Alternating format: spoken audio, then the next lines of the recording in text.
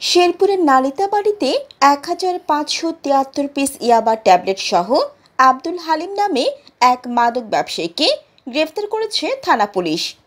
বৃহস্পতিবার দুপুরে গ্রেফতারকৃতকে শেরপুর আদালতে পাঠানো হয়েছে। বুধবার রাতে গোপন সংবাদের ভিত্তিতে অভিযান চালিয়ে উপজেলার বরুঙ্গা পোড়াবাড়ি এলাকা থেকে তাকে গ্রেফতার করা হয়। গ্রেফতারকৃত আব্দুল হালিম উপজেলার নয়াবিল ইউনিয়নের ঘোনাপাড়া গ্রামের আমিনুল ইসলামের ছেলে। পুলিশ জানায়, গোপন সংবাদের ভিত্তিতে উপজেলার পোড়াগাঁও ইউনিয়নের বরুঙ্গা পোড়াবাড়ি এলাকার মাদক ব্যবসায়ী মাজুম আলীর বাড়িতে অভিযান চালায় পুলিশ। পুলিশের উপস্থিতি টের পেয়ে কৌশলে মাজুম আলী পালিয়ে গেলেও মাজুম আলীর ঘর থেকে তার সহকারী আব্দুল হালিমকে ১,৫৭৩ পিস ইয়াবা ট্যাবলেট সহ গ্রেফতার করা হয়। নালিতাবাড়ি থানার ভারপ্রাপ্ত কর্মকর্তা সোহেল রানা বিষয়টি নিশ্চিত করেছেন।